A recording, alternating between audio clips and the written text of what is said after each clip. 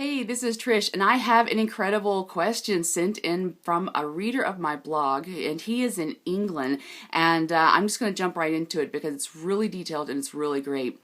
He says, "Hi Trish, and thank you for your amazing work." You're welcome, and thank you. He says, "I am a married man in my late 20s, and I suspect I have a very strong sex drive. Unfortunately, I developed an addiction to porn, probably due to a lack of sexual guidance and education. I have been looking into Tantra for a long time, but until now, this practice hasn't been going much further than buying books.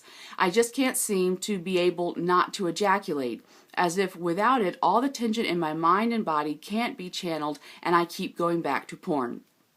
What is the best way to start developing a healthy sexuality and not misusing my sexual energy? And what can I do to stop my porn addiction? With the computer around, it seems way too difficult to stop, but at the same time, the internet opens me to information like your work that helps in dealing with my issue. How can I find a trustworthy tantric master in my area, England, who will guide me in this process?" Okay, well, number one, you have a strong sex drive and you're a guy in your late 20s. You're normal. There is nothing wrong with that. As for everything else, it's a little involved, so let me take it bit by bit. You developed an addiction to porn probably due to a lack of sexual guidance and education. Let me just say that prior to the internet, most people's first foray into porn or anything with naked bodies was going to be probably a skin mag that was, a bunch of skin mags in a shoe box kept on the top shelf at the back of the bathroom linen closet. It's amazing to think just how far technology has brought porn into your daily lives. It is everywhere, and it is very difficult to get away from it. And even if it's not porn per se, it's hypersexualization, especially of women, just to sell anything and everything from cars to, microwavable bowls of rice. Everything is sexualized. So due to a lack of sexual guidance and education, I think it's just you growing up in this culture we have that porn is everywhere, especially now with smartphones. You literally can have access to porn 24/7 on any tablet or phone that has Wi-Fi or can jump onto the Wi-Fi. So getting away from porn is really not possible. You've been looking to Tantra for a long time. Very wonderful. But now the practice hasn't been going much further than buying books. This is why you want a teacher. And I think it's great that you're looking for a teacher in England. I actually know a Kundalini teacher in England, and she's a wonderful, wonderful teacher, and I can email you about that and give you her contact information if you would like that. I can't seem not to ejaculate. Well, part of Tantra and part of men overcoming the reflex of ejaculation, it takes time. And you got to do more than just buy the books. You got to do the practice. And I'm sure you've probably read the Mantak Chia books about withholding ejaculation. The thing is, though, is that you shouldn't have to feel like the only way to quell that urge to ejaculate is only through tension, because again, it seems like you want to release the tension, you want to supersede the tension. That's what Tantra training will do for you. Tantra will allow you to go above that and realize that orgasm is an energy. It's an energy all itself. See, ejaculation, as I've written on my blog, so be sure to check out my blog, but ejaculation is a reflex. An orgasm is a response. So once you learn to tame that reflex of ejaculation, you can let that reflex need and impulse to subside and allow the orgasm responses to just take over, and that's how you have hours of orgasms or spontaneous orgasms anytime you want to. What I want to do though quickly is to talk about there's no shame in ejaculating, and there's no shame in orgasm. There is wanting to prolong ejaculation so that you prolong a lovemaking session with your partner, that's really wonderful. But I don't want you to think that there's anything wrong with ejaculation. Men don't need to ejaculate necessarily, although even some of the teachers that I've had, they do ejaculate once a week or once a month in their practice, as they say, just to keep the plumbing working as it is, because there is controversy about, should you ejaculate to keep your prostate healthy? Do you ever really need to ejaculate?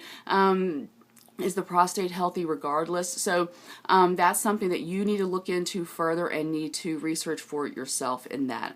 How can I start developing a healthy sexuality and not misusing my sexual energy, and what can I do to stop my porn addiction? Okay. Now here's where I need to separate things, because porn is the kind of stuff that I really don't prefer, and then there's erotica.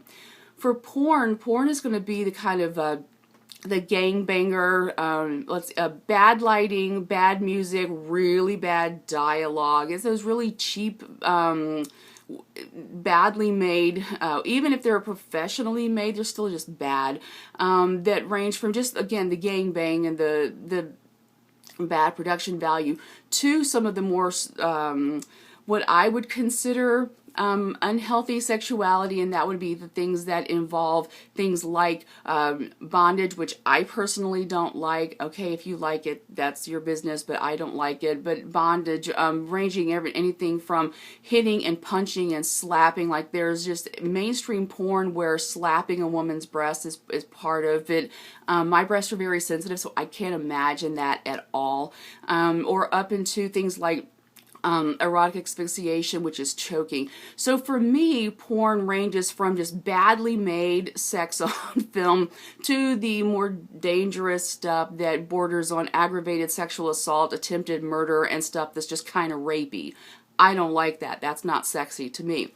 Then there's erotica. And erotica is more along the lines of what it sounds like you want.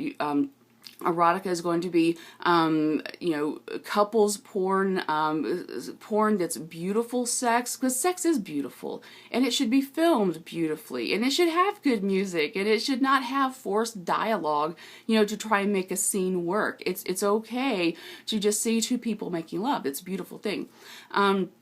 So if you're watching porn because you want that inspiration of the couples porn, I don't think that's necessarily a bad thing.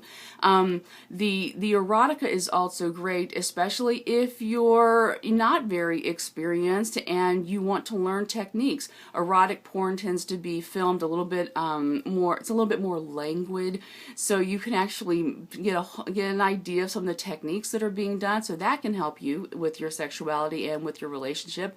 And then another aspect of erotica is that erotica, because it tends to be beautiful, it's soothing to the eye, but it's also just beautiful to watch, and it is softer and it's more languid, and it actually can be helpful for a person who is overcoming sexual trauma, and watching erotica can help with healing.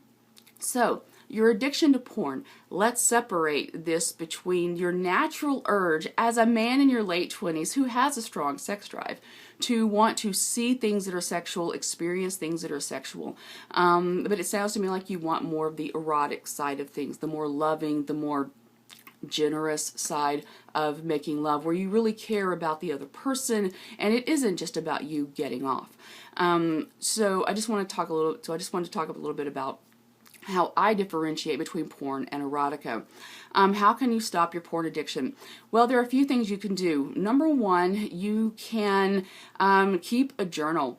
Anytime you feel this overwhelming impulse to watch porn, and you know what I'm talking about, when it's that point of where you're going to do it, no matter where you are, what you're doing, what you should be doing, you want to watch porn. It's like this cloud that hangs over you in addiction, and this goes for any addiction, but you have this cloud that hangs over you that's just kind of talking to you and kind of, you want to do this, you want to do this, it doesn't matter what you should be doing, hey, my addiction is food, I get this all the time.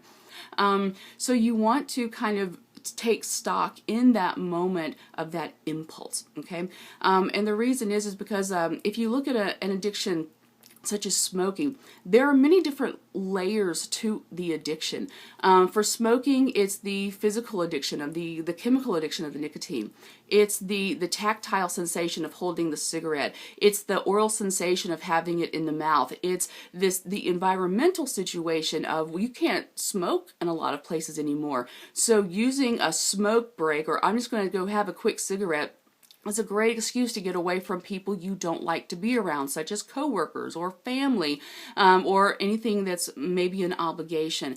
So in your addiction to porn, what I'd like for you to do, to my friend in England, is I would like you to just keep a journal and take stock, because what you may notice is you may notice a pattern of when these overwhelming urges to watch porn hits you.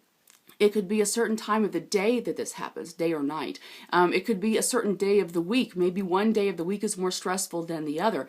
And you're a guy in your 20s. You have a strong sex drive. So the idea is just to kind of take note of when these urges to watch porn happen.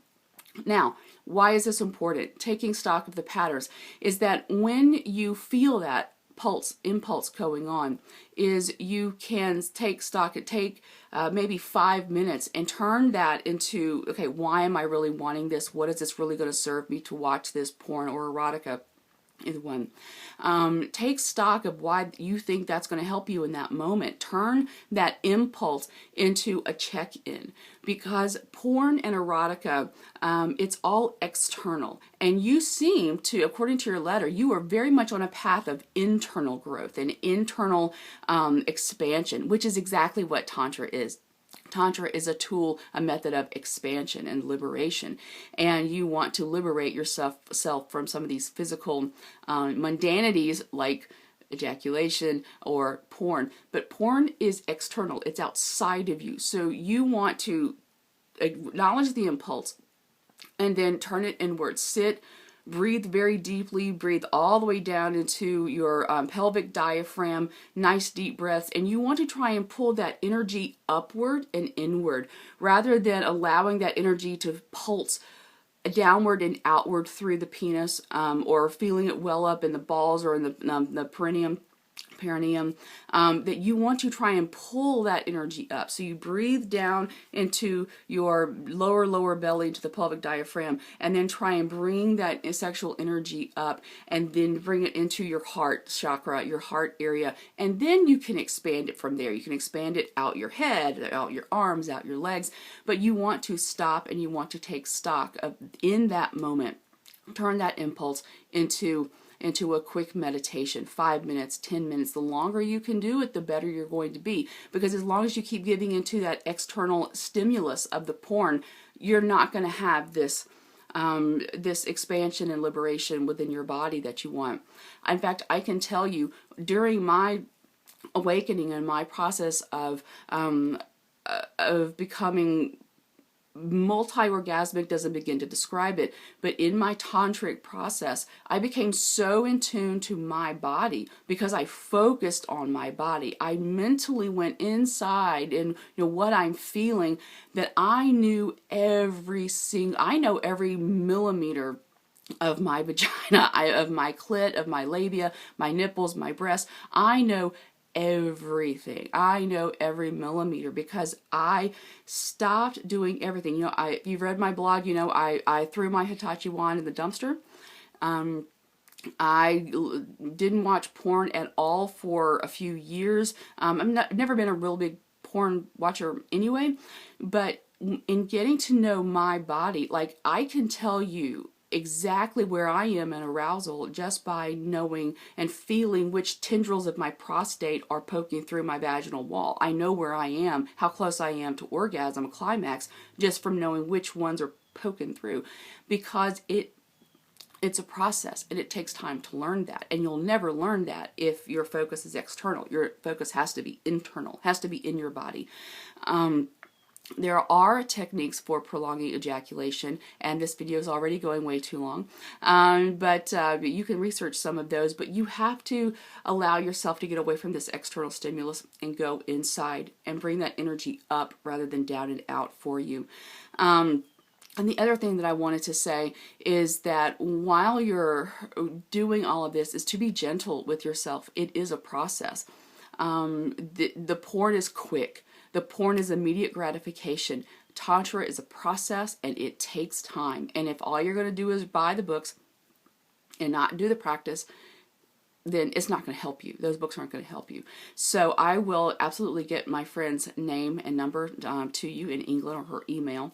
And let me make sure, see, with a computer around, it always seems difficult to stop. The same with the internet, opens me up to information, helps deal with the issue. Yeah, so it's quite simply this.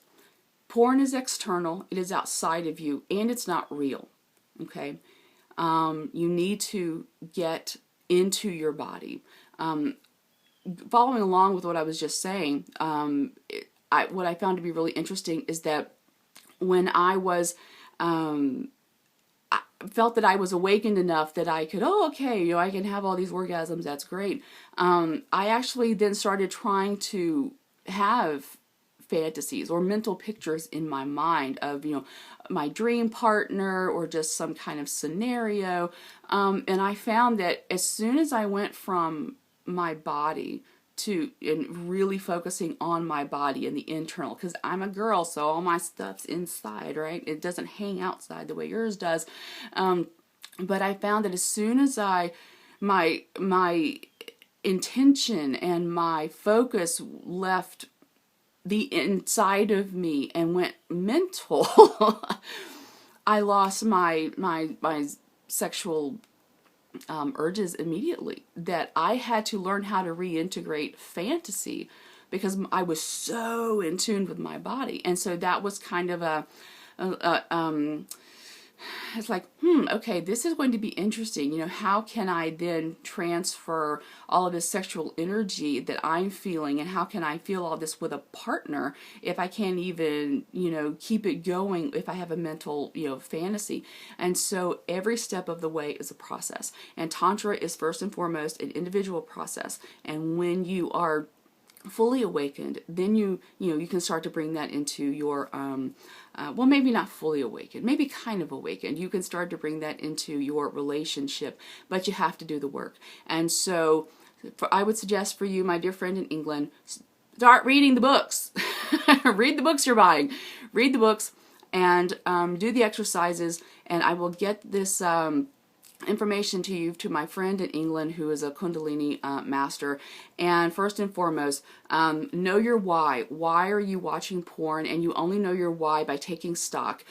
Take that impulse and make it into a meditation. You want to transfer one habit for another habit. So if you consider your porn addiction, as you call it, to be a bad thing, then you need to replace it with something good. And so when you feel that impulse, make that impulse into a 5-minute meditation. Take stock, write it down, keep a journal, see if there's a pattern that is driving you to want porn at certain times or certain days of the week or the month or whatever. And read the books.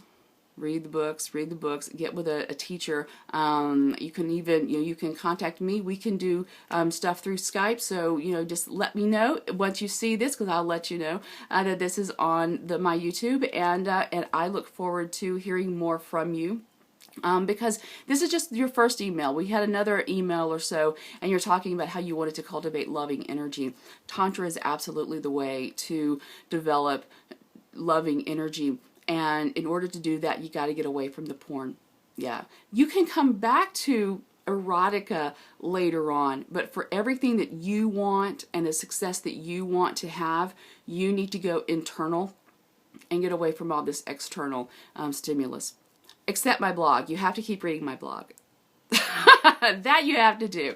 Okay, so this has gone way too long, but I hope it helped you, and keep sending me your questions. I love answering them, and I love reading your emails and your comments. So let me know if this helped, and if not, we'll do it again, yeah? All right, so I love you all, and thank you so much to the reader in England for writing in. Take care, and I will see you tomorrow. Bye.